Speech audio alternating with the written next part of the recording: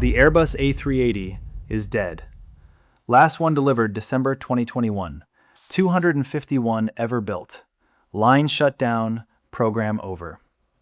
Most people think the reason is simple. Smaller planes won. Nobody wanted a giant jet anymore. Airbus moved on.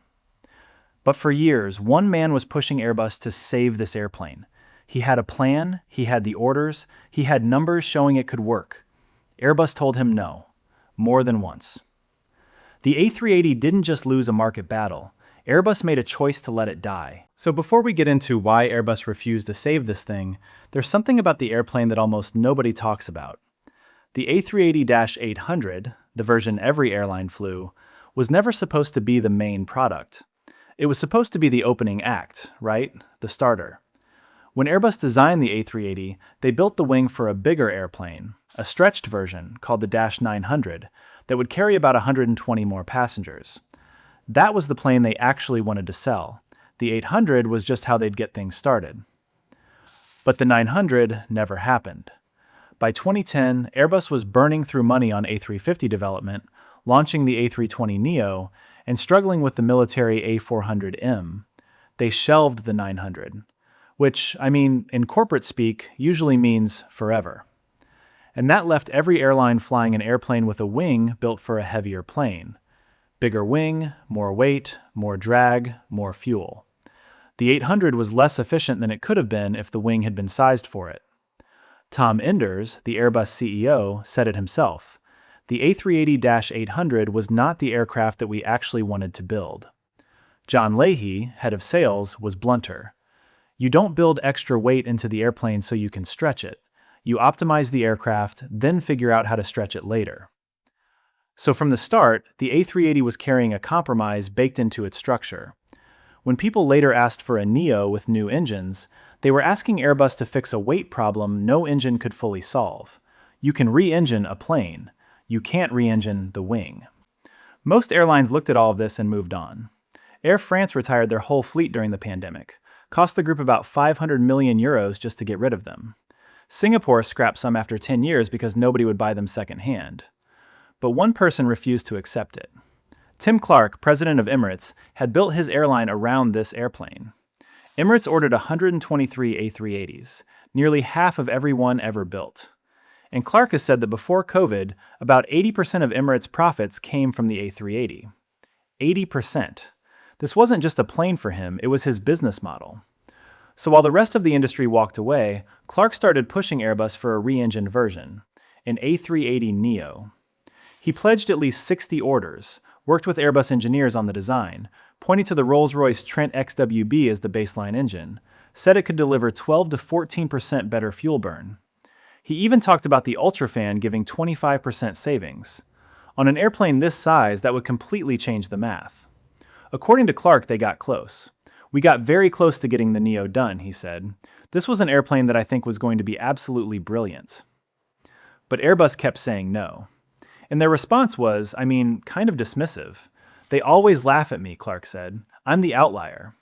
That's a quote from the guy whose airline accounted for half the program. So why would Airbus turn down 60 orders from the customer who kept their program alive? Three things hit at the same time. Any one alone probably kills it. Together, it was a non-starter. First, engines. Even if Airbus said yes, they needed Rolls-Royce or GE to develop a new engine for the A380neo, and developing a modern jet engine costs billions. Rolls-Royce had committed their next-generation technology to the A350. GE was focused on the 787 and the upcoming 777X, with the GE9X engine. Industry analysts looked at the A380neo business case and saw a very weak one. Essentially, one committed buyer, maybe two if you stretched it. That's not enough to justify a multi-billion-dollar engine program. Second, the A350. This is the one that's kind of painful for Clark. The A350 was selling well and had been taking orders from carriers that might have considered the A380 if the economics were better. If Airbus builds the Neo and it works, it competes directly with their own newer widebody. They'd be cannibalizing the A350, the plane that was actually making them money, to rescue a program that never turned a profit. Third, money. Airbus spent roughly $25 billion on the original A380 and never made it back. A Neo program would cost billions more on top of that. For one committed customer and a track record of losing money, the board wasn't signing off. Airbus tried one last thing in 2017, the A380 Plus. Same engines, new winglets, some cabin densification, about 13% lower seat costs. 0 orders, not one airline. That was the market's final answer. And while Clark was fighting for the Neo, something was happening that made the whole effort feel kind of late. November 2013, Dubai Air Show. Emirates places 2 orders on the same day. 50 more A380s with one hand. 150 Boeing 777Xs with the other. About $76 billion at list price for just the 777X order. Combined with the A380s, roughly $99 billion in total commitments that week. Same air show, same week. Emirates saying, "We believe in the A380," while signing the largest order ever for the plane that would replace it. The 777X carries around 400 passengers on 2 engines, close enough to the A380's territory with far better fuel economics. And they didn't stop. Emirates trimmed the order briefly in 2019, converting some slots into 789s. Then they ordered 90 more 777Xs at Dubai 2023, 65 more at Dubai 2025. Today, Emirates has 270 777Xs on order. They became the biggest 777X customer the same way they were the biggest A380 customer.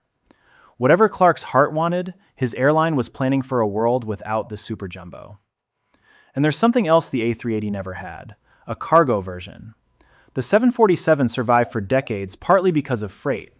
When passenger demand faded, the freighter kept the production line going. Airbus had planned an A380F. FedEx had 10 on order. UPS had 10. Both canceled in 2006 and 2007 during the production delays, and Airbus froze the freighter program.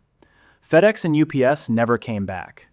The A380's survival depended entirely on passenger demand, and when that fell short, there was nothing else. After all of this, engines gone, Airbus chose the A350. The market rejected the Plus, 777X already in the pipeline. Clark came out with a theory that caught people off guard. On a podcast, he alleged rival airlines deliberately avoided buying the A380 to weaken Emirates. He said American carriers wouldn't touch it because, in their view, the A380 was Emirates' weapon. No orders from US airlines means Airbus can't justify keeping the line open. No production line means no Neo. No Neo means Emirates loses its biggest advantage. And he went further. He said there was a mandate within the Star Alliance, United, Lufthansa, Singapore, Air Canada, to not order the A380. His words, there was a clear mandate, do not buy the A380 because it gives immense power to Emirates. If we don't buy it, eventually its demise will come about. Is it true? Hard to say. No public evidence of anything formal. And the simpler explanation probably works. US airlines don't want planes that big. They didn't buy the 747-8 either.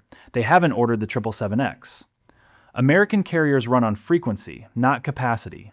Lots of flights, medium planes, mini hubs. That's been their model for decades, and the A380 never fit it. But whether the theory holds up or not, it tells you how personal this was. Clark didn't just lose a program. He watched the product his airline kept alive get abandoned by its manufacturer, sidelined by engine makers, and, in his mind, deliberately undermined by competitors. February 14, 2019. Emirates agrees to drop 39 A380 orders. Initially, Emirates said they'd replace those orders with 40 A330neos and 30 A350-900s. But by November that same year, they restructured again. The A330neos were dropped, and Emirates firmed up a larger A350 order plus 30 Boeing 789s. Public statements didn't explain exactly why the A330neo was cut. Emirates just moved on. But regardless of which planes filled the gap, the moment Emirates dropped those 39 A380 orders, the program was dead. Remaining backlog, 17 aircraft. 14 for Emirates, 3 for ANA. That's it. Airbus CEO Tom Enders. If you have a product that nobody wants anymore, or you can sell only below production cost, you have to stop it.